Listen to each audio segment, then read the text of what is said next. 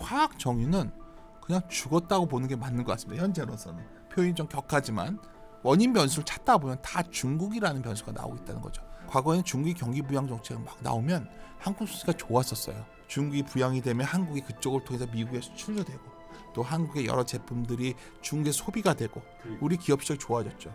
요즘은 중국이 부양책을 쓰면 우리가 힘들어집니다. 왜냐? 밀어내기로 저가 공세를 하고 있기 때문이다. 트럼프가 중국을 규제하는 게 강해지면 강해질수록 저는 우리 시장이 올라갈 놈이 조금 더 커진다라고 생각을 하고 있습니다. 왜냐하면 여전히 미국은 GDP 대비 제조업 비중이 10% 초반이고 아직도 가지고 있지 않은 산업들이 많습니다. 이제 들어와라고 얘기하고 있는 거지 이미 갖춰져 있지 않기 때문에. 윤센 윤지호 대표 그리고 이장군 이선엽 이사와 주식시장에 대한 솔직하고도 또한 그러면서도 뭔가 2025년을 관통하는 인사이트가 있는 대화를 이어가고 있는데 이제 본격적으로 한국 주식시장에 대한 얘기를 좀 나눠보죠. 요즘에 이 시장에 관련해서 이 정치적인 이벤트와 관련된 그냥 솔직한 얘기를 이건 뭐 어떤 정파성 이런 게 아니라 시장에 엄연히 영향을 주고 있는 상황이니까 한번 두 분의 솔직한 얘기를. 뭐 피할 얘기가 아니죠. 네. 과거 미국의 여러 해외 도박 사이트의 탄핵 확률과 우리나라 증시 움직이는 상관도가 매우 높았고요. 네. 어떻게 했던 간에 정치적 불확실성이 제거되면 네. 아마도 좀 더 증시의 우호적 환경이 찾아오는 건 분명한 것 같습니다. 근데 여기서 좀 주의해야 되는 거는 그런 정치적 불확실성만 거치면 우리가 지금 증시가 맞이할 대내적인 어떤 변화, 좀 불안 요인, 대외적인 불안 요인은 뭐 고려 안 해도 되는가? 온리 정치적 불확실성 때문에 우리가 현재 이 상황이 이렇다. 예. 이렇게 하기는 동의하기 힘들고요. 예. 결국 우리가 정치적 불확실성이 어느 정도 거치면서 이제 다시 우리의 본 모습을 바라볼 수밖에 없는 순간이 다가오고 있는 거죠. 저는 그 시기가 올해 2분기 정도에 다가올 거로 보고 있고 그 전에 여러 가지 이미 어느 정도 정치 일정이 좀 진행이 되고 나면 아마 그런 논의가 시장의 어떤 컨센서스에 여러모로 영향을 주는 국면이 곧 뒤따르지 않을까 이렇게 판단하고 있습니다. 그 말씀은 지금 정치적인 불확실성이 오히려 시장의 기대를 높이고 현실 경제, 실물 경제 그리고 기업들의 실적 이런 것들을 좀 가리는 호재로 작용하고 있다는 말씀으로 들리기도 하네요. 뭐 가린다기보다 시장에서는 이제 하나의 문제만 해결되면 모든 것은 좋아질 것이다. 이러한 소위 과대한 어떤 특정 변수에 대한 의존을 좀 낮추자는 얘기를 드린 거고요. 저는 올해 장세 자체를 좋게 봅니다. 근데 오히려 뭐 우리 이선엽 장군이랑 약간 차이가 있다면 여러 가지 좀 그런 불확실성, 우리가 일부에서 말했던 대외적인 불확실성 이런 것들이 반영되는 구간이 상반기에 있을 수가 있다 보고 있는데 저는 오히려 정치적 불확실성이 거치면 그 요인들에 대한 여러 가지 시장의 해석이 나올 수 있고 그局면이 길게 봐서는 매우 좋은 기회가 될 것이다 이렇게 판단하고 있습니다. 예, 뭐 사실 이게 좋은 일은 아니었었던 게 네. 분명하고 뭐 시장에 미치는 영향도 분명히 안 좋았었습니다. 기본적으로 안 좋았었던 가장 일단 지수 측면에서 말씀을 드리면 예. 사실은 이것 때문에 가장 큰 상처를 받은 건 전 내수라고 생각을 하고 있습니다. 그렇죠. 확실히 내수가 우리가 생각했던 것보다 더 안 좋아졌기 때문에 한국은행의 기준금리 인하 명분을 만들 수밖에 없었고 그 명분은 지금 잘 아시다시피 미국은 금리를 더 안 내리는 쪽인데 우리는 반대로 가고 있으니 이게 환율에 반영되면서 원화 약세를 예, 촉발하고 원화 약세를 조금 더 이제 강하게 만드는 어차피 방향성은 달러 강세였기 때문에 약세는 어쩔 수 없었지만 그 정도를 조금 더 강하게 했다는 네. 측면에서 우리한테 좀 안타까움이 있었다라고 말씀을 드리고 싶고요. 예. 이게 완화가 된다라고 해도 이 내수에 대한 상처가 빠르게 아물 것 같지는 않다라는 예. 생각은 기본적으로 가지고 있습니다. 다만 외국인들 입장에서 보면 그러면 내수 관련주들은 많이 피하고 있지만 사실 그런 과정 속에서도 우리가 향후에 괜찮을 만한 업종들은 계속해서 사고 있었거든요. 뭐 수출 관련 중에 맞습니다. 조선주 좀 날아가고 있어요. 예, 그래서 이런 것들하고 시장에서 업종하고는 좀 별개의 문제를 했었다는 예. 게 굉장히 중요하지 않을까라는 생각을 하고 있고요. 또 어떤 식으로든 이게 결론이 나게 되면 우리가 새롭게 이제 새로운 어떤 정부 탄생을 할 수 있는 또 그런 어떤 여부가 있을 수도 있는 거잖아요. 혹시나 이렇게 되면 우리 시장에서는 생각보다 많은 테마주들이 올해 창궐할 수 있는 어떤 배경을 만들 수도 있겠다라고 말씀을 드리고 싶고 다만 가장 아쉬운 점은 이런 것들인 것 같습니다. 어쨌든 트럼프란 새 정부가 들어왔는데 트럼프 정부가 한국에 대해서 어떤 경제적인 어떤 압박들, 무역과 관련된 압박들이 있었을 때 이걸 효과적으로 대처할 수 있을까에 대한 여부가 조금 우리한테는 좀 아쉬운 점이 아니겠느냐. 그런 정도 말씀드릴 수 있을 것 같고요. 어쨌든 저희가 만나본 외국인들도 그렇지만 이것과 무관하게 사고 싶은 업종들은 계속해서 사고 있더라. 최근에도 그런 모습을 보이고 있고 그래서 투자하신 분들 같은 경우는 경제와 주식을 조금 분리해서 그래도 외국인들은 어떤 걸 쳐다보고 있을까? 어떤 업종이 좋아진다고 보고 있는지 거기에 대한 고민을 하시는 게 주식 입장에서는 더 중요하지 않을까라고 생각을 하고 있습니다. 결국 밸류에이션 매력이 우리 시장의 올해 가장 큰 어떻게 보면 매수를 촉발할 수 있는 변수가 아닌가 싶어요. 특히 미국 사람, 외국인 투자자 입장에서는 한국의 미래는 잘 모르겠어. 그런데 주식 그자처럼 싼 주식들이 많이 나왔어.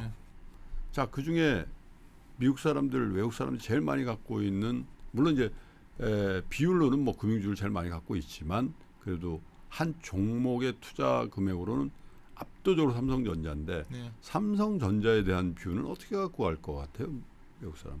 뭐 이게 삼성전자 뭐 이 반도체 애널리스트 아니지만 우리 시장을 대표하는 주식에 대한 입장은 좀 들어봐야 돼요. 삼성전자가 워낙 우리가 삼성전자 밀리면 사면 된다. 뭐 해외 자본만 그런 게 아니라 국내 자본도 삼성전자에 대한 어떤 신뢰는 매우 높았죠. 본질적인 거는 삼성전자에 대한 신뢰가 흔들리고 있는데 그럼 과거와 같은 신뢰로 회복될 것인가? 꼭 그건 단정 지을 수는 없죠. 뭐 미국에서도 인텔이라는 회사가 과거에 그런 영화를 두르다가 이제는 뭐 인텔은 역사의 뒤안길로 사자가 버리고 있지 않습니까? 네. 뭐 필립스라는 네덜란드 유명한 전자회사가 있었는데 저희 때만 하더라도 필립스 전자제품 사면은 굉장히 최상위 제품을 사는 거였지만 오늘 역사에서 사라졌죠. 그러면 그 삼성전자가 갖고 있는 가장 불안한 거는 반도체 같은 경우에도 기술 초격차를 유지하지 못했고 반도체 사이클 자체는 올해 굉장히 재고가 쌓이는 상황이기 때문에 그쪽에서 엄청난 강한 반전을 가져오기 쉽지 않죠. 또 문제는 우리가 많은 산업에서 이 섹터를 살 거냐 아니냐의 문제를 봤을 때 아까 조선 말씀하셨지만 조선 같은 경우에는 한국에 어쩌면 차이가 있기 때문에 중국이 쫓아오기 쉽지 않은 영역이 있다. 또 트럼프의 수혜주다. 이런 개념이 가능합니다. 근데 반도체 같은 경우에는 최근에 가장 두려운 거는 중국의 디램 업체들, 추격이 저가 공세가 창신 같은 것들. 그렇죠. 기억 남는 게 과거에 차화정 장세라는 게 있어요. 차화정 장세. 자동차 좋았었고 화학 좋았었고 그다음에 그 차화정 같은 경우에도 정유. 또 화학 정유는 그냥 죽었다고 보는 게 맞는 것 같습니다. 현재로서는 표현이 좀 격하지만 자동차는 그래도 살아났고 조선도 정말 오랜 동안 시기를 거쳐 살아났는데 이 원인 변수를 찾다 보면 다 중국이라는 변수가 나오고 있다는 거죠. 저는 중국이 경기 부양이 과거에는 중국이 경기 부양 정책이 막 나오면 한국 수지가 좋았었어요. 왜냐하면 중국이 부양이 되면 한국이 그쪽을 통해서 미국에 수출도 되고 또 한국의 여러 제품들이 중국에 소비가 되고 우리 기업 시장이 좋아졌죠. 요즘은 중국이 부양책을 쓰면 우리가 힘들어집니다. 왜냐? 밀어내기로 저가 공세를 하고 있기 때문에. 제가 삼성전자를 말씀드리면서 굳이 중국을 말씀드리는 게 우리가 어떤 주식시장에서 항상 인과관계가 있는 것 같지만 상관관계가 중요합니다. 인과관계보다 상관관계는 변하기 때문이죠. 저는 반도체 역시 중국과의 관계 속에서 본다면 삼성전자의 밑에 깔린 어떤 가장 핵심은 중국과의 경쟁력에 대한 고민이 시작된 것이 아니겠는가. 그래서 쉽게 현재 하이닉스와 삼성전자의 차별적인 주가 흐름이 끝나고 이제 삼성전자가 하이닉스를 갭을 축소하는 그런 구간이 들어갈 가능성은 매우 낮다 보고 있습니다. 하이닉스가 올라온 것은 어쩌면 중국과의 다른 영역에서 선전을 했기 때문이죠. 그렇죠. 결국은 전자가 아쉽게도 오늘 많은 시청자분들이 들으실 때 전자 이제 달라지지 않겠어 하겠지만 상승을 해도 과거처럼 시장의 선도업체로서 지위를 갖기보다는 더 박스권에서만 움직일 수밖에 없지 않나.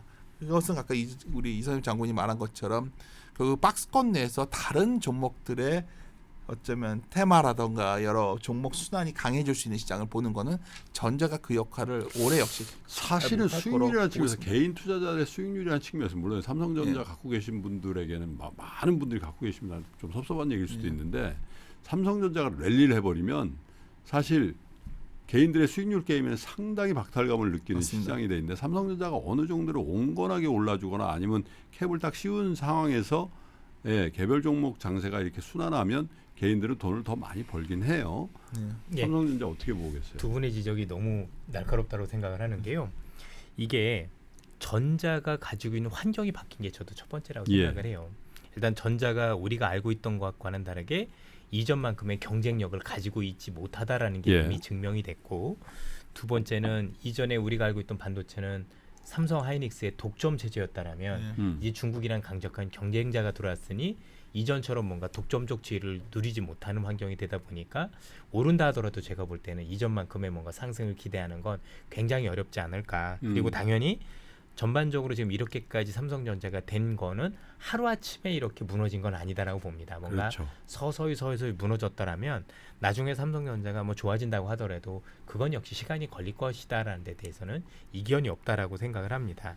근데 이제 주가 측면에서만 놓고 보면 지난해 외국계 큰 어떤 펀드들, 흔히 얘기하면은 중장기 투자자들이 대거 예. 이탈을 했습니다. 예. 예, 그 이탈을 할 때는 지분을 일정 부분 줄이는 걸 전제로 일단 시장에서 내다 팔았기 때문에 가격을 보지 않고 팔았습니다. 그냥 있는 거 웬만하면 다 팔아.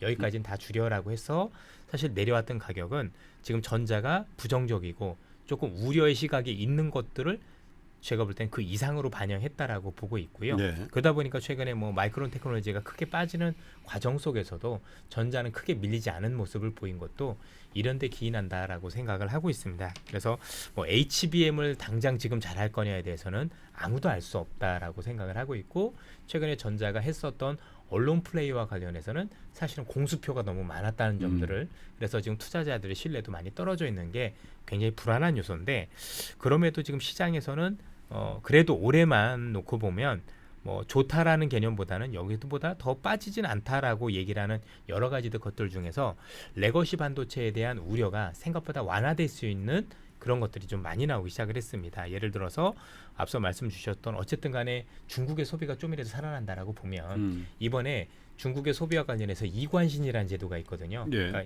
옛날 거 이제 없애고 새 거 사면 돈 주는 거 이런 거. 이구환신이라고 이구 합니다. 환신이죠. 예. 예. 요것과 관련해서 최근에 스마트폰도 그 대상에 들어가기 시작을 했어요. 그래서 스마트폰을 바꾸면 돈을 일정 부분 보조금을 주는 식으로 이렇게 가다 보니 사실 그러다 보면 그래도 조금 교체 수요가 있을 가능성이 있다라는 게 첫 번째고, 두 번째는 최근에 나온 전자 제품들, 뭐 스마트폰도 그렇고 우리가 알고 있는 노트북들도 그렇고 D램 채용이 좀 늘어나기 시작했습니다. AI를 하다 보니까 이전보다는 D램에 대한 수요가 뭐 예전에는 4기가였다 뭐 6기가를 올린다던가 이런 식으로 해서 뭔가 제품의 어떤 그 고성능으로서의 입지가 좀 달라지고 있다는 부분들, 이런 것들이 그나마 조금 돌파구가 아니겠느냐라고 생각을 하는 건데, 뭐 그럼에도 불구하고 이런 것들을 감안을 해도 뭐 전자가 이전만큼의 어떤 상승세를 구가한다거나 아니면 획기적으로 뭔가 변하려면 진짜 HBM이 뭔가 보여주기 전까지는 어렵지 않을까라고 말씀을 드리고 싶고요. 저도 기대감은 좀 낮추고 그냥 이렇게 말씀드리고 싶어요. 투자하는 분들이라면 전자 빼고 매매하면 수익률이 많이 좋아지는 건 사실인 것 같습니다. 굳이 전자와 아니면 전자와 관련된 그 장비 뭐 이런 업체 빼고 하면 네. 마음도 편해요. 마음도 편하고 네. 의외로 수익률도 굉장히 회복세도 빠르기 때문에 네. 이게 뭐 좋아진다고 해도 몇십 프로 좋아질 것도 아닌데 네. 제가 굳이 뭐 이렇게 포토에 집어넣어 가지고 고민할 필요가 있겠는가, 사실 뭐 굉장히 가슴 아픈 얘기인데 그런 말씀을 드리고 있습니다. CES 현장에서 삼성전자의 그 프레스 그걸 갔습니다마는 모르겠습니다. 저만 그렇게 느낀 건지 모르겠는데 전자가 혁신의 아이콘이었던 적이 있었죠. 황해 법칙을 비롯해서 그죠? 적어도 그 반도체 분야에서 또 나머지 가전이라든지 뭐 디스플레이를 포함한 또 당연히 갤럭시를 앞세운 이런 혁신성에 대해서 참 글쎄요라는 생각을 맞습니다. CES 현장에서 했는데 아마 공통적인 그 생각을 갖는, 물론 이제 AI 쪽에서 그걸 어떻게 돈을 삼성전자 갖고 있는 여러 가지 장점을 가지고 어떻게 메이크 머니 할 거냐라는 거에 대해서는 아주 디테일한 대안을 줬다라는 평가도 있겠습니다만은 워낙 그날 함께 있었던 그 엔비디아의 그게 워낙 가려져서 그런지 약간 그런 면이 있었던 것 같아요. 어쨌든 주가는 또 모르죠. 한번 보시고요. 올해 전반적인 그 국장 그러니까 코스피 코스닥 시장은 작년보다 나을 것이라는 두 분의 공통된 시각은 모두에 들었습니다만은 어떤 행보를 보일 거로 보세요? 지금 연초에 조금 올랐어요. 조금 뭐 사실 체감할 수 있는 만큼은 아닌지 모르겠어요. 근데 특정 업종들은 꽤 많이 오르고 있고 분위기가 조금 그리고 지금 거의 1,500원인 이 환율대에서 돈을 바꿔서 미국 나갈 필요까지는 있나? 저거 바꿔서 싼 거 살까? 이런 생각을 하시는 분들도 있을 것 같은데 연중으로 보면 어떤 모습을 보일 것 같은지 우리 이선엽 장군께 먼저. 저는 어쨌든 지금 움직인 요거보다도 지수는 계속 조금 더 위로 올라갈 가능성이 있다라고 생각을 하고 있고 물론 이제 여러 가지 조건들이 필요합니다. 일단 전자는 부정적인 걸 다 반영해서 맞았기 때문에 전자가 시장을 많이 끌어내릴 가능성이 낮다라는 게 일단 우리의 안심거리라고 생각을 하는데 기본적으로 지난해도 그랬고 지금 2, 3년간 우리 시장에서 보고 있는 시장의 모습에 가장 중요한 것들이 뭐냐면 결국 미국이 중국을 어떻게 규제하고 있느냐가 핵심이었었습니다. 그렇죠.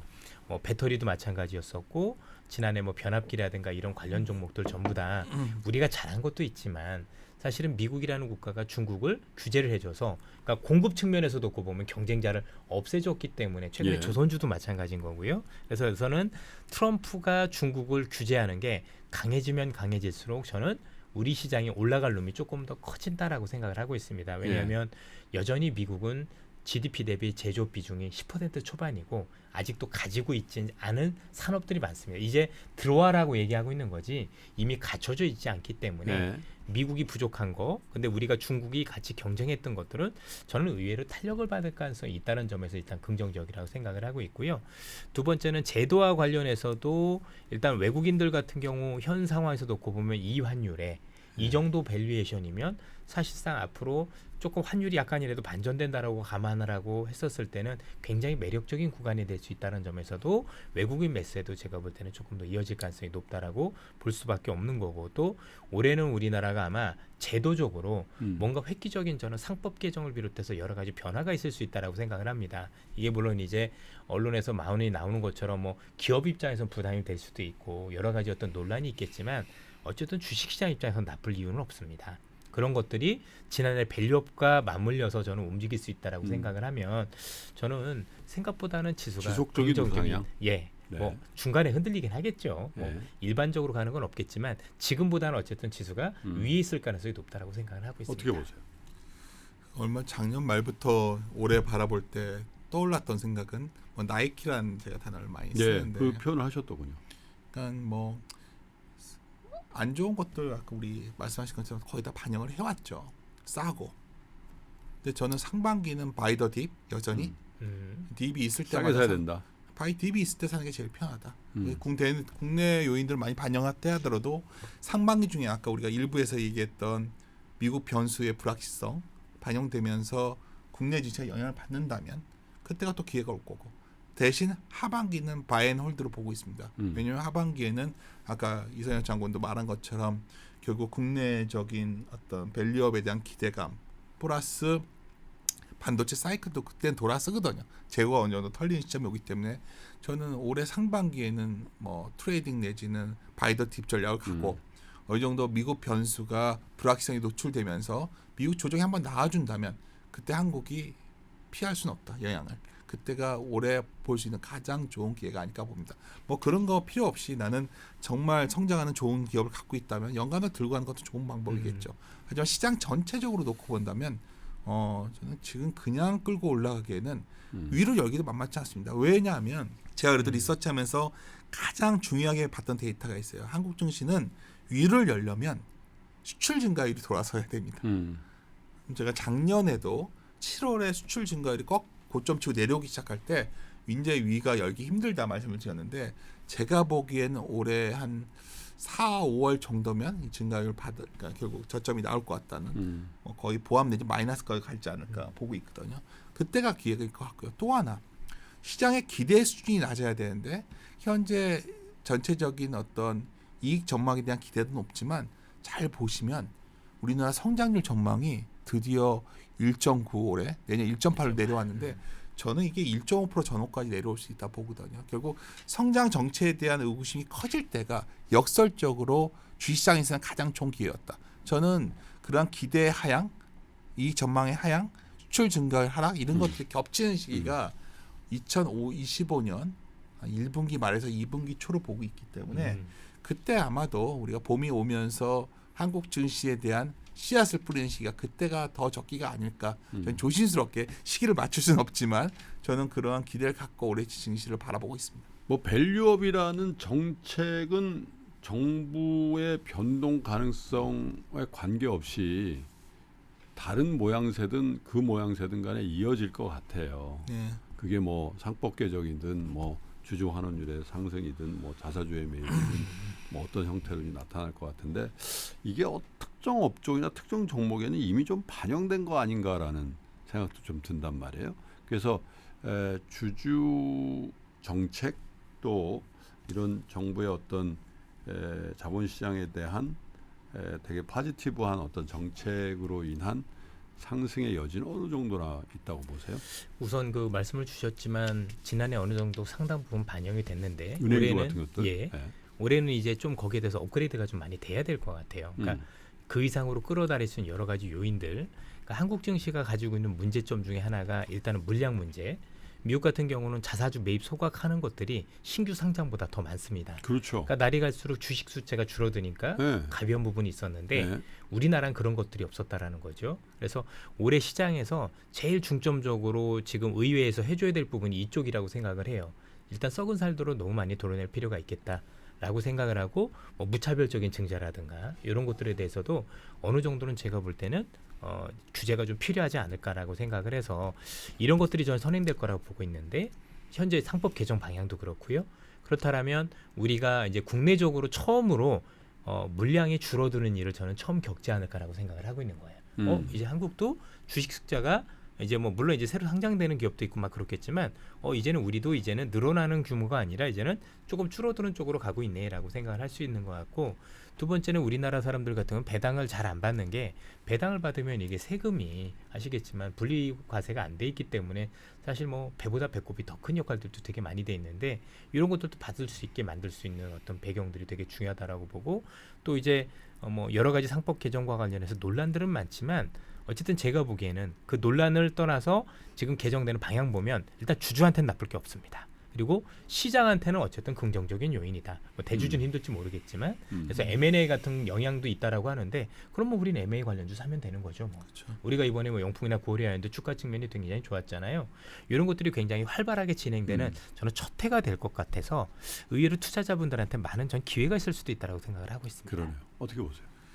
2023년 말에 한국의 PBR 1배 미만 기업이 전체 상장 기업의 한 46% 정도였습니다. 뭐 싸다는 말을 하기 전에 어쩌면 우리 증시에는 퇴출돼야 될 기업이 너무 많이 있는 뭐 거죠. 한다고 상장을 해요? 그러면 그쵸. 자기 자산 가치보다도 더 낮은 시장에. 그렇죠. 퇴출돼야 될 기업이 너무 많기 때문에 속가내야 된다는 거죠. 네. 그러면 아까 말했던 우리 이선현 장관도 말한 것처럼 코스피에 대한 신뢰가 높아져야 지수라도 사지 않겠습니까? 그런 변화가 저는 시작되고 있다고 보고 있고요. 왜냐하면 최근에 보면 기업들이 버티기가 힘든 상황이 왔거든요. 놀랍게도 GDP 대비 부채를 보면 우리 IMF 때가 109였어요. 우리가 얼마 전에 114였습니다.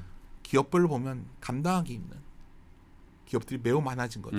저는 그 과정에서 분명히 그 좀 부실한 기업들을 도려내면 코스피가 매우 신뢰도가 높아지고 건조화되면 아마 우리나라 증시도 매우 강한 상승이 올 수 있다 보고 있고요. 그러면 그것이 왜 안 됐냐? 뭐 계속 우리가 기대 요인을 말하자면 반영됐냐 물어보셨는데 반영이 안 됐죠. 사실 그렇게 버틸 수 있는 이유는 결국 주주에 대한 재산권 보호가 되지 않았기 때문에 지금까지 그 마구잡이로 상장을 유지해야 할 수밖에 없던 거죠.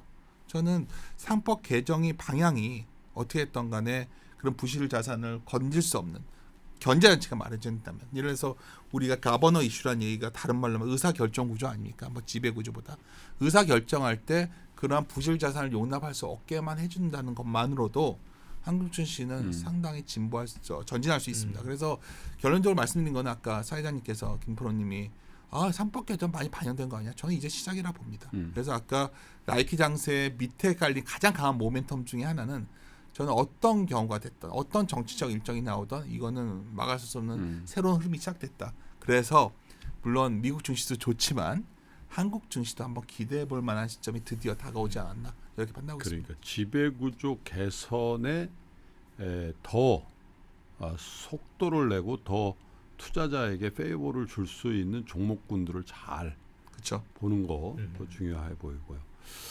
자, 요즘 하도 화제가 되고 있어서 몇 업종을 좀 코멘트를 좀 부탁을 드려보죠.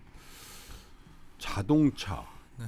뭐 자동차 주식이 뭐 부품 소재 이런 거 빼고 몇 종목이 안 돼요 사실. 그런데 야 그래도 우리 현대기아차가 참 선전했네, 그죠?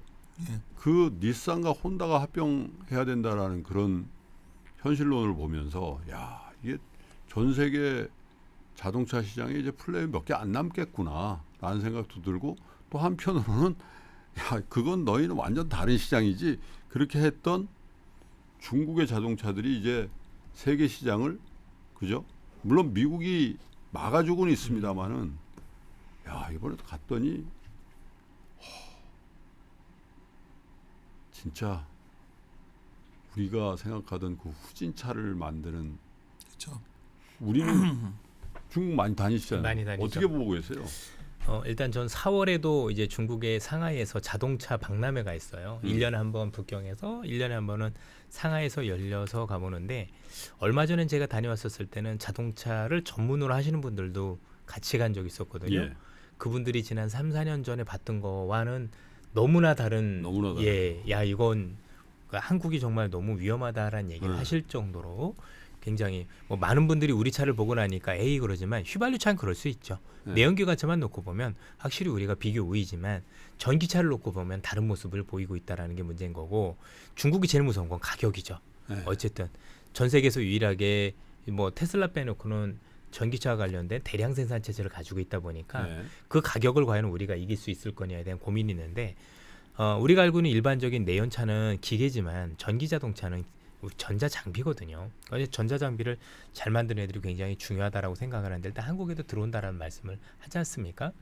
그래서 우리 자동차가 놓인 현실을 지금 놓고 보면 여전히 내연기관 쪽에서는 아직까지는 그래도 뭔가 조금 경쟁력을 갖춰가는 모습들은 많이 보이지만 그래도 길게 보면 전기차라는 걸 하지 않을 수 없는 게 이번에 CES에서도 다녀오시겠지만 결국 시장의 미래 중에 하나는 자율주행입니다. 그렇죠. 그러면 자율주행은 휘발유나 우리가 알고는 경유차로 할 수는 없거든요. 네. 새롭게 전기차를 해야 된다라면 가야 갈 길이다라고 생각을 하는데 그나마 저는 테슬라나 중국 업체 빼놓고 글로벌에서 이 정도 할 수 있는 기업은 사실 현대기아차밖에 없는 것도 사실인 것 같아요. 그래서 현대기아차가 어느 정도 경쟁력을 갖춰가느냐에 따라서 제가 볼 땐 그래도 나름대로 우리의 설 자리는 있을 수도 있다라고 생각을 하고 있습니다. 왜냐면 이제 우리나라만큼 IT가 잘 돼 있는 기업들도 없지만 분명히 미국 같은 경우는 중국 전기차를 들이지 않을 거거든요. 편을 갈라놓을 거기 때문에 사실 우리가 잘해서라기보다도 미국이 규제를 해주는 것 자체가 우리한테는 기회가 될 수도 있지 않을까라는 생각을 합니다. 다만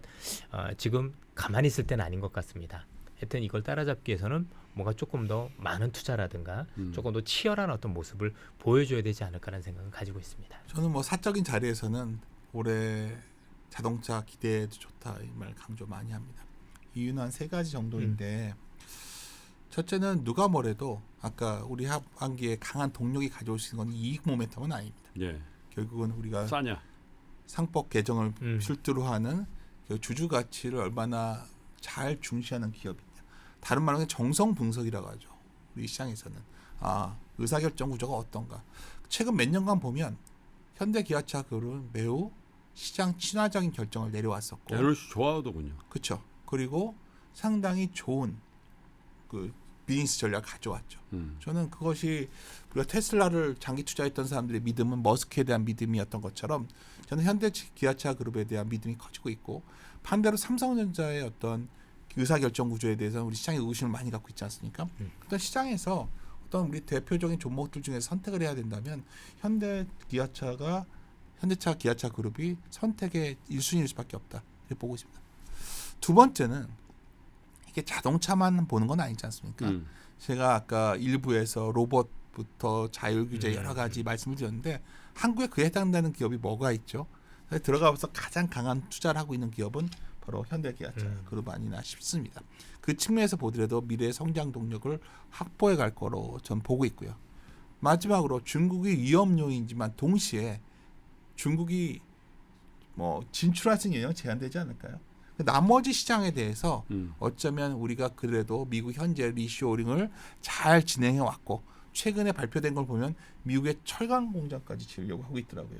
현대제철. 현대제철이 그렇죠. 발표했죠. 그렇죠. 뭐 현대제철이 한다는 거는 뭐 현대 기아차 공급하게 만드는 거 아니겠습니까? 그래서 정책 변화에도 잘 적응하고 있다. 그래서 많은 분들이 이제 좀 변동성은 크지 않지만 어쩌면 올해 우량주 중에 하나 선택해야 된다면 저는 그 대안으로서 현대차, 기아차, 여기에 현대 기아차 그리고 관련주들이 선택 범위에 넣어도 되지 않을까 이렇게 판단하고 있습니다. 그래요. 예, 공감이 많이 됩니다. 예. 예. 조선주 어떻게 보십니까? 많이 올랐다는 얘기도 있고, 아이 무슨 소리야? 조선주 그 백고동 소리 한번 들어보면 오래 간다. 그리고 한 번 턴어라운드가 어렵지. 한 번 턴어라운드 2005, 6년도에 못 봤냐? 현대중공업, 현대미포 이런 것들 10배, 20배씩 오르는 거 못 봤냐? 지금 초입이야. 이렇게 부르짖는 분들도 있더군요. 예. 조금 어려운 질문도 될 수도 있어요. 최근에 좀 많이 움직였으니까 어떻게 보고 계십니까? 운인데 나와서 사실 옛날에 이 말했다면 제일 욕먹는 말인 거예요. 아니 이거 사석이라고 얘기하고 네. 하자니까요. 작년에 아마 방송 뒤져보시면 맨날 조선만 얘기했었습니다. 네. 근데 지금 뭐 다 올라왔다 말씀은 안 드릴 거예요. 분명한 거는 한개 조선업이 그 어떤 환경 변화에 잘 적응을 했고 특히 아까 우리 섹터를 고르는데 가장 중요한 조건 중에 하나인 트럼프의 정책 모멘텀에 부합되냐 이것도 해당되고 뭐 중국과의 어떤 그 기술 격차도 좀 유지되고 있고 좋죠. 근데 최근에는 다른 걸 살 수 없기 때문에 그냥 조선하는 경향이 있습니다. 그래서 내가 과거 조선주의 빅랜일 때는 그때 핵심은 뭐냐면 전 세계 교역이 늘어나면서 미국과 중국의 교역이 들면서 한국의 조선업이 빅사이클이 왔던 거죠. 그때와 비교하는 건 적절치 않다는 거죠.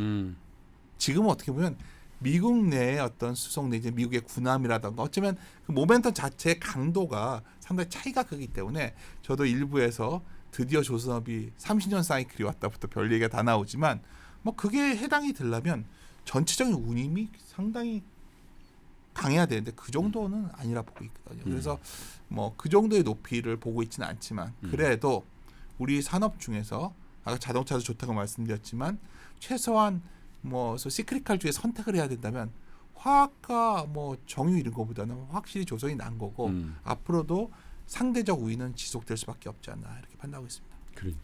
이건 조금 이제 의견이 갈리는 것 같습니다. 저는 조금 더 이제 좋게 보고 있는 쪽이다라고 말씀을 드리고 싶고요. 기본적으로 지금 조선이 가지고 있는 가장 큰 경쟁력은 일단 미국이 없다라는 거. 그런데 역시 중국을 규제해줬기 때문에 공급 사이드에서 우리가 흔히 얘기한 미국을 필두로 한 이 진영에서는 독점적 구조로 가져간다라는 게 굉장히 중요한 이슈라고 보고 있고요. 일단 미국 필요한 건 단순 군함뿐만이 아니라 지금 미국이 추진하고 있는 게 에너지 관련 정책이라고 보면 그와 관련된 특수 선박들에 대한 수요도 좀 크게 늘어날 수 있다라고 생각을 하고 있고 이것 외에도 일단은 지적해 주신 것 중에서 저도 공감하는 게 교육이 줄 수 있기 때문에 사실 그 부분은 되게 안타깝게 생각을 하지만 트럼프 연관에. 예.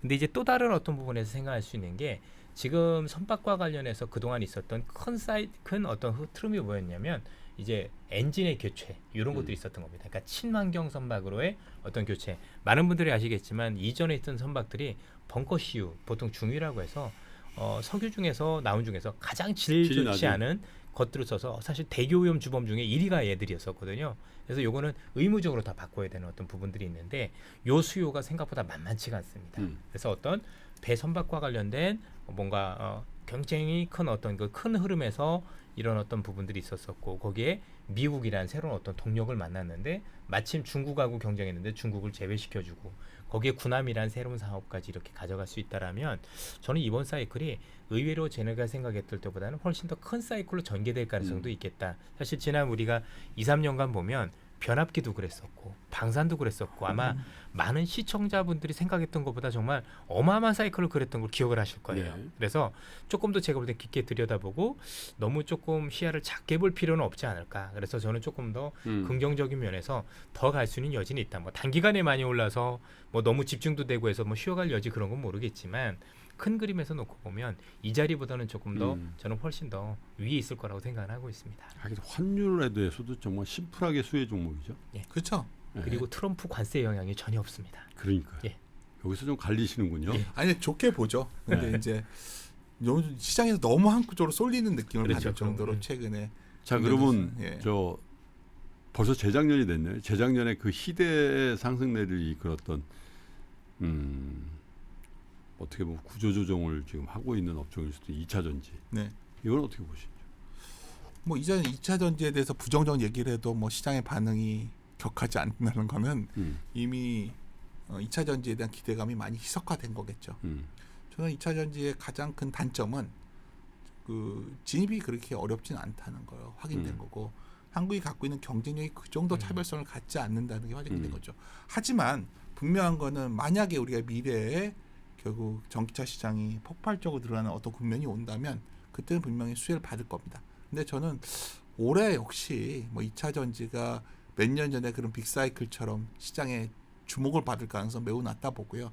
다만 전체적으로 주가가 많이 빠져 있고 또 특히 일부 종목은 상승할 때도 말이 안 됐었고 하락한 뒤에도 전혀 아직까지 펀드멘탈 개선용이 안 보이는 종목들도 의외로 2차 전지에 맞습니다. 제가 아까 우리나라 지수상에 굉장히 문제가 많다고 했던 것들 중에 의외로 찾아보시면 2차 전지 관련된 여러 기업들이 있습니다. 그거는 제가 여기서 언급드리기가 좀 쉽지 않고요. 하여튼 그런 걸 감안한다면 2차 전지의 전망을 지수 영향력만큼 높게 가져갈 수는 없다. 이렇게 말씀드리겠습니다. 그게 불과 1년 반 전이에요. 네. 1년 반도 안 됐어요. 그때는 정말 대단했죠. 끝이 어디냐. 그리고 전 재산 다 털어서 사야 된다고 했어요. 제가 놀랬던 게 사업 목적에 2차 전지가 그 당시에 많이 추가됐었잖아요. 맞습니다. 일부 기업들 매출을 보고 깜짝 놀랐습니다. 이거는 그렇지 않을까요? 네. 진짜 그래서 그런 기업들이 의외로 많아서 제가 놀랬다는 거 중국 2차 전지 산업이 무섭게 성장한다는 그 말 한마디를 해서 매국노가 되기도 하고 그랬던 기억이 나는데 돌아보면 참 어처구니 없는 일이죠. 예. 이선엽 장군님. 저도 이제는 이제 종목별로 많이 갈릴 때가 됐다라고 생각을 하는 게 벌써 일부 종목들 같은 경우는 재무상으로 문제가 있는 기업들이 생각보다 많이 있습니다. 그래서 추가적인 사업을 영위하기 위해서는 증자 가능성도 배제할 수 없기 때문에 뭐 업황을 떠나서 일단은 이런 기업들을 우선적으로 일단 발라내실 필요가 있다라고 생각을 하고 있고요. 지금부터는 이제 아무래도 2차 전지 쪽도 제가 볼 땐 진화하는 쪽에 있다라고 생각을 네. 해요. 기본적으로 2차 전지 자체, 그러니까 전기차라는 것 자체가 결국엔 뭐 더 작은 배터리로 더 오래 가야 되고 뭐 충전도 빨라야 되고 이런 것이 있는데 그와 관련해서 기술 개발들이 많이 이루어지고 있기 때문에 이제는 뭐 2차 전지가 전체적으로 움직인다라는 개념보다는 이런 기술력에 특화된 어떤 기업별로 좀 달리 움직이는 우리가 옛날에도 뭐 스마트폰 이런 거 할 때도 스마트폰이 결국 카메라가 더 많아질 때는 카메라 관련주만 움직였고 우리가 알고 있는 스마트폰 관련주 안 움직였던 그런 사례가 있거든요. 네. 이미 그런 움직임들이 좀 많이 포착이 되고 있는 것 같아요. 어쨌든 앞서도 잠시 설명드렸지만 자율주행 시대가 오면 전기차는 피할 수 없는 대세라고 보는 거고 또 우리가 로봇도 얘기하고 있지만 로봇도 결국은 배터리가 맞죠. 예. 들어가줘야 되는 부분들이기 그렇죠. 때문에 좀 더 긴 흐름으로 본다라면 이들 종목 중에서 몇 종목은 그래도 제가 볼 땐 현 수준보다는 꽤 좋아질 가능성이 충분히 네. 있다라고 생각을 합니다. 그러나 다 같이 가는 그림은 분명히 아니다라고 보고 있고요. 현재 기업들 중에서 그래도 경쟁력 있는 기업, 그래도 뭐 테슬라라든가 아니면 전기차 관련 제일 잘한 기업들이 뭔가 선점을 해서 뭔가 수주를 계속 받는 기업들은 좋아질 가능성이 있겠지만 그렇지 않은 기업들 같은 경우도 상당히 많거든요. 이런 기업들 같은 경우는 뭔가 좀 고민이 좀 많아야 된다고 생각을 합니다. 그러니까요. 그러고 보니 작년에 이 바이오 업종에서 대박들이 나. 예, 예. 그죠? 예. 그렇죠. 예, 근데 비교적 큰 업체들, 바이오 신약 개발 업체들 중에 대박이 나는 그런 현상들도 봤는데 올해 어떻게 보시는지요? 저는 제약바이오 쪽은 언제나 주도주였다라고 생각을 해요. 예. 특히 이제 지난해를 기점으로 우리나라 제약바이오가 되게 다른 길을 걷고 있다라고 생각을 하는 게 저도 수십 년 동안 제약바이오를 봐오면서 사실 많이 속았죠. 뭐 된다더라 했는데 안 됐었던 거지만 지난해를 기점으로는 우리나라에서 정말 많은 제약바이오 기업들이 정말 글로벌 빅파마라고 불리는 네. 상위 업체들한테 이제 신약을 개발해서 그 판권을 넘기는 라이센스 아웃이라는 예. 것들을 했다라면 실제 기술력을 인정받은 그러니까 한국이라는 국가 자체가 이제는 예전에 있었던 복제약을 만드는 데서 이제 한 단계 더 나아가서 이제 실제 신약 개발할 수 있는 데까지 와 있구나. 뭐 제가 뭐 언론에서도 자랑도 많이 했지만 유한양에 있는 그 폐암 치료제가 이제 제 네. 고등학교 친구가 만들었다고도 말씀을 드렸었는데요. 나름대로 이런 것들이 저는 의미가 있어서 이런 기업들이 올해도 많이 나올 거라고 생각을 하고 있습니다. 그래서 기업들 전체적으로는 뭐 다 제약바이오가 움직인다가 아니라 경쟁력 있고 그 중에서도 뭔가 신약 개발과 관련해서 해외 업체가 할 만한 신뢰 있는 기업들이 꽤 있다라고 생각을 네. 해요. 저는 이미 제약바이오들 기업들 중에서 생각보다 절반은 제가 볼 때는 신뢰가 별로 없어요. 뭐 맨날 뭐 비행기 탔다더라 뭐 이런 얘기하는 기업들은 제가 볼 때는 아닌 것 같고 그래도 실제 그런 어떤 경험이 있는 기업들 네. 그리고 이제 저희들 IR이나 이런 것들 보더라도 뭔가 진전성 있는 기업들은요.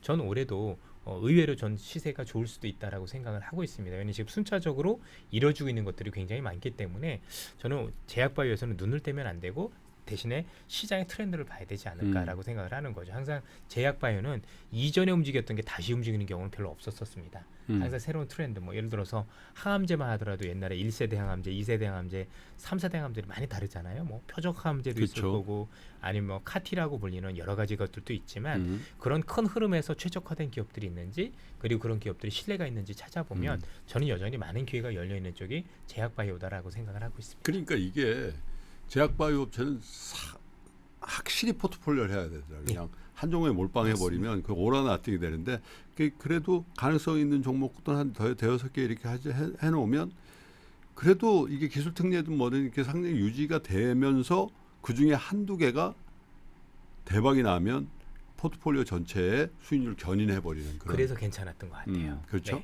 네. 네. 어떻게 봐야 됩니까? 거의 비슷한 생각인데요. 일단 한국을 대표하는 기업들이 나왔죠. 음. 예를 들어서 유한양행, 예. 유한양행은 어쩌면 우리 기업의 한 단계 제약바이오에서 올라선 것 같고요. 그다음에 그 외에도 여러 기업들이 있습니다. 그리고 삼성바이오로직스도 어떻게 됐던 간에 그럼요. 세계적인 기업이 됐죠. 이런 기업들에 대해서는 분명히 장기적 투자자라면 상반기 어떤 바이더 딥 말씀을 드렸는데 선택할 때 시장 전체적인 리스크 때문에 흔들렸을 때 뭐 살 기회가 오는 그런 종목들을 보고 있습니다. 근데 동시에 제약 바이오 하면 또 생각하셔야 되는 게 제가 계속 강조드리는 게 시장 전체로 본다면 우리나라 기업들은 너무 부실 기업이 많다 말씀드렸는데 그 중에 또 상당수가 바이오에 있습니다. 비행기 탔냐? 예. 그래서 이제 이것들을 어떻게 퇴출시켜 주냐가 제약 바이오 전반의 방향을 크게 바꿀 수가 있다는 거죠. 그러니까 제약 바이오 투자하고 싶은 사람들이 아까 그 사회자께서 말씀하셨지만 한 10종목 사가지고 이제 하나 걸려야 돼. 이거보다 알아서 시장에서 그 중에 7종목을 퇴출시켜 준다면 그렇죠. 확률이 높아지죠. 확률이 높아지겠죠. 엄청 저는 높아지죠. 제약 바이오야말로 그동안 정말 10여 년에 걸쳐서 이런 끝없이 상장시켰던 기업들을 한번 속아내 준다면 제일 많은 것 같아요. 제일 그런 기업들이. 이거 욕 먹을 것 같은데 걱정되는데 하여튼 아니 맞는 얘기죠. 그 작업이 굉장히 필요한 섹터 중에 하나다. 그렇다면 그 중에 선별된 살아남은 기업들에 대해서는 아주 장기적인 재평가에 들어갈 수 있다. 이렇게 바라보고 있습니다. 그러니까 계속 그 말씀을 두 분이 참 경험이 많은 분들이 얘기하고 있는데 S&P하고 코스피를 비교해 보자고요. 예. 거기 계속 속가내 주잖아요. 맞습니다. 그렇잖아요. 네?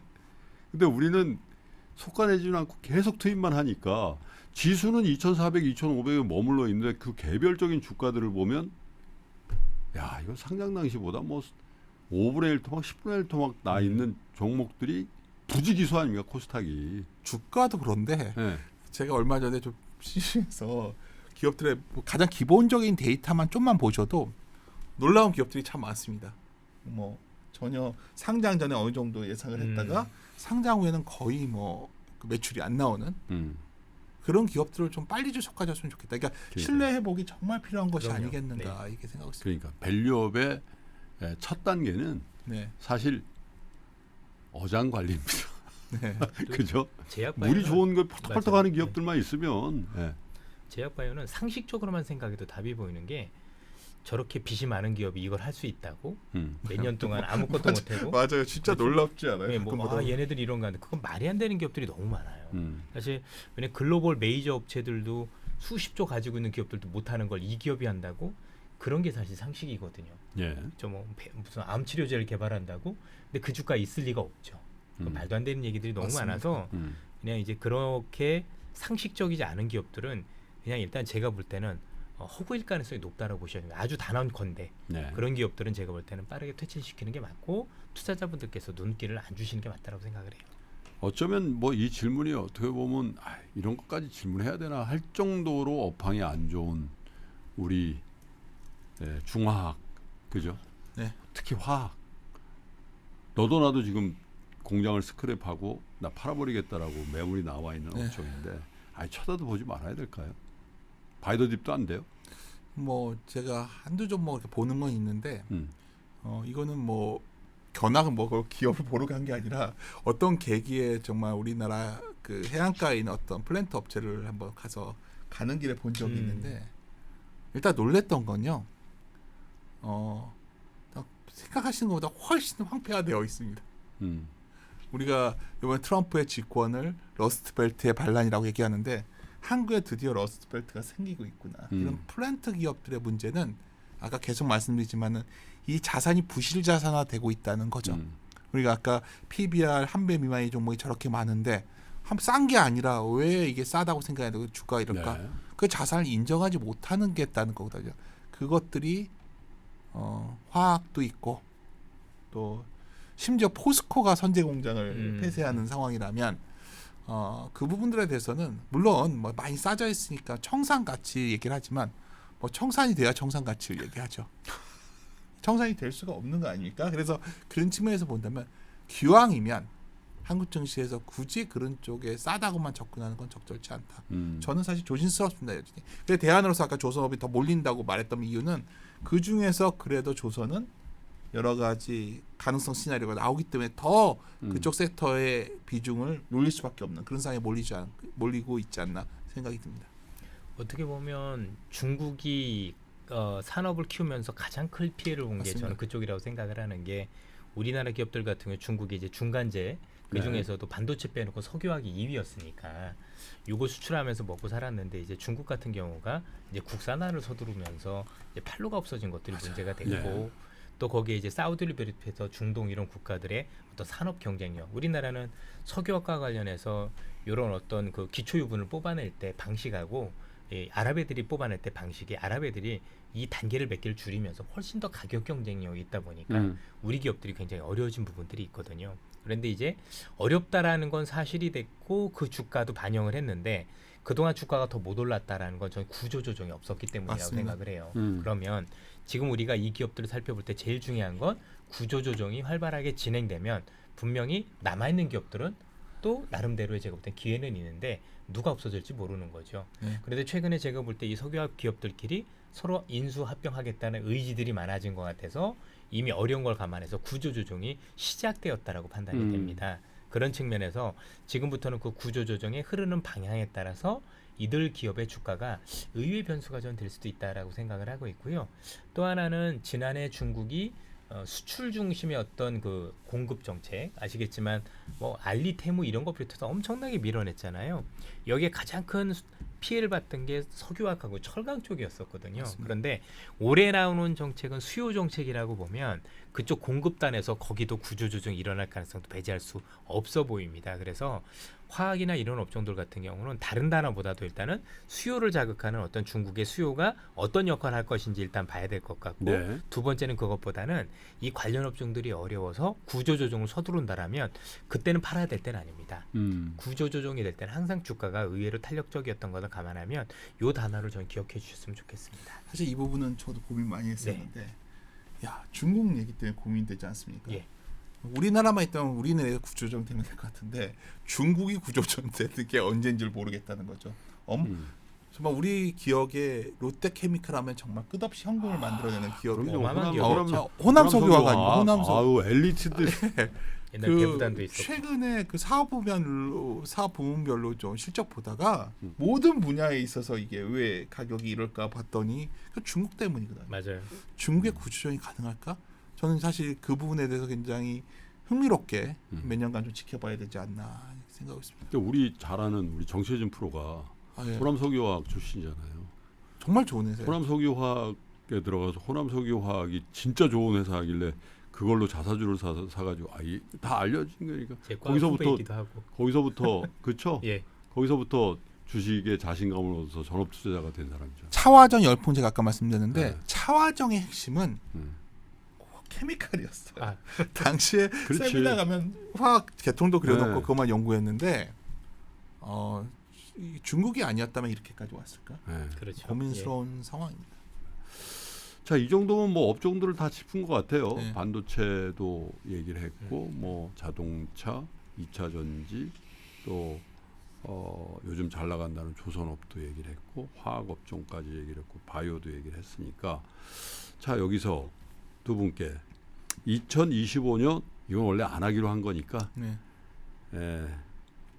탑 종목을 물어볼까 하다 그것까지는 너무 가혹한 거라서 이 업종 제일 유망하다 한 업종씩만 골라볼까요? 한 업종이요? 예. 야 어렵네요. 그럼 어렵죠. 종목 안 여쭤본 것만 해도 제가 많이 받으리는 오늘 거예요. 말씀드렸고 네. 사실 K자 붙은 기업 뭐 조선 좋고 음. 뭐 공장 자동화 미국 전력도 다 좋은데 음. 많이 알려져 있고요. 네. 덜 알려진 것 중에서 저는 자동차 좋게 봅니다. 자동차. 정확하게 자동차라기보다 로봇을 꼽은 것이죠. 그렇죠. 그죠? 로봇이 섞여 있는 음. 예. 뭐 저는 우량주 중에서 선택을 해야 된다면 아까 음. 현대 기아차 그룹 주식들이 네. 어쩌면 그래도 아직 덜 반영돼 있는 영역 아닐까. 오케이.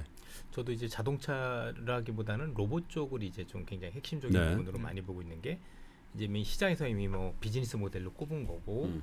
어쨌든 우리가 알고 있는 비용을 정말 아낄 수 있는 획기적인 산업을 미리 반영하는 게 올해가 될 것 같아서 저도 조선하고 이런 쪽을 좀 긍정적으로 보고 있습니다. 그래요. 마지막으로 우리 투자자 여러분들을 위한 이렇게는 하지 마십시오. 이거는 꼭 하십시오라는 두 분의 정말 애정어린 조언을 한마디씩 들으면서 연초 보내드린 저희 세 사람의 대화를 마감할까 합니다. 자, 이선엽 장관부터. 예. 제가 주식하는 사람으로서 항상 얘기 드리는 게 뭐냐면 경제는 반드시 주식하고 분리해서 봐야 된다라고 말씀을 드리는 게 우리나라의 놓인 경제적 환경이 확실히 좋지 않습니다. 예. 제가 보더라도 경쟁력도 많이 일어나가고 있고 뭔가 좋은 걸 찾기에는 굉장히 어려운 부분들이 많은데 이게 마치 주식이라고 동일시 하시다 보니까 차라리 주식을 안 하면 괜찮은데 하시는 분들 입장에서는 지속적으로 부정적인 생각을 가지고 있으면서 너무나도 많은 기회를 잃고 있다라고 생각을 해요. 그게 지금 몇 년째 지속되고 있는데 특히 이제 많은 유튜브를 보면서 그분들의 어떤 그 경제적관이 틀린 건 아닙니다. 정말 좋은 조언이신데 이게 주식하고는 좀 다르긴 다르거든요. 그래서 그것 때문에 위축돼서 이게 판단이 흐려지는 경우들 예를 들어서 아예 안 하면 되는데 정말 오히려 오르니까 아우 그래도 이건 사야 되는 거 아니야라고서 잘못 사시는 경우도 많이 봤고 그런 경험들이 많았던 것 같습니다. 그래서 경제하고 좋아지는 기업은 조금 분리해서 보셨으면 하는 말씀을 드리고요. 꼭 그리고 이번에 트럼프가 집권하고 나서 꼭 부탁드리고 싶은 게 우리가 지금 그래왔던 것처럼 트럼프가 중국을 어떻게 규제하느냐가 새로운 주도주를 만든다라고 생각을 합니다. 그 규제 안에 중국이란 공급망을 배제하면서 우리가 수혜보는 새로운 기업들이 있다라면 저는 그거는 그때부터 정말 크게 담아도 우리가 변압기도 그랬고 2차 전지에서 봤던 것처럼 의외로 크게 뭔가 볼 수 있는 기회들이 많이 있을 수 있다라고 생각을 합니다. 그래서 그런 점들을 눈여겨보시고 투자해 보신다라면 올해 그래도 네. 뭔가 좋은 성과를 거둘 수 있지 않을까 싶습니다. 그래요, 윤선. 저는 시장에서 가장 큰 중요한 단어 인내심이라는 단어라 보고 있거든요. 하락한 뒤에 반드시 돌아섭니다. 우리가 지난 몇 년간 박스권이 있었고 시장이 주가별로 보면 상당히 부진한 주가에 와 있는데 방향성만 우리가 미래가 좀 긍정적인 게 모호하게라도 희릿하게 보인다면 그때부터 중요한 것은 결국 투자자의 인내심이 가장 중요하다는 거죠. 저는 상반기 중에 또 한 번 인내심을 시험하는 순간이 올 것 같습니다. 주가 측면에서 사실 그 순간이 왔을 때 우리가 바이 더 딥을 한다면 그 뒤에 한 1년에서 2년 정도 인내심과 함께 가져간다면 아마 한 내년쯤에 또 이런 말이 나올 수도 있죠. 국장해야 된다. 제발 그렇게 좀 됐으면. 그런 시대가 올 수 있다. 저는 그런 기대를 갖고 2025년을 대하려 합니다. 자, 두 분 함께해 주셔서 감사드리고 새해 복 많이 받으시고요. 네. 여러분들도 이제 명절을 이제 저희가 앞두고 있습니다만은 모든 시름 다 잊으시고 좋은 명절 지내시고 또 올해 좋은 수익 얻으시길 바라겠습니다. 이렇게 마감을 하죠. 저는 다음번 프로그램에서 다시 인사드리겠습니다. 고맙습니다. 감사합니다. 굉장히 익숙한 제품이 있습니다. 그래비티 샴푸. 저희 방송 보신 분들은 많이 보셨을 것 같은데. 교수님 안녕하세요. 네. 그리고 폴리팩토리의 그래비티는 샴푸인데 왜 테크 전시회에 나오셨나요? 저희 샴푸에도 기술력이 많이 담겨져 있고요. 테크 기업들하고 한번 해볼 만한 기술이다 이것도. 감히 제가 한번 어떤 기술인가요? 이건 그냥 샴푸가 아닙니다. 카이스트 과학자들의 혁신적인 탈모 케어 기술로 탄생한 게임 체인저. 딱 1회 사용으로 풍성해진 볼륨 40% 증가, 무려 48시간 유지. 탈모는 더 이상 고민거리가 아닙니다. 더 힘차게, 더 오래 고추 세운 남자의 자신감, 여러분도 느껴보세요. 품절대랑 그래비티를 한정 수량 특가 판매 중. 고민하는 순간 품절됩니다. 구매는 3% 핫딜 영상 하단 참고.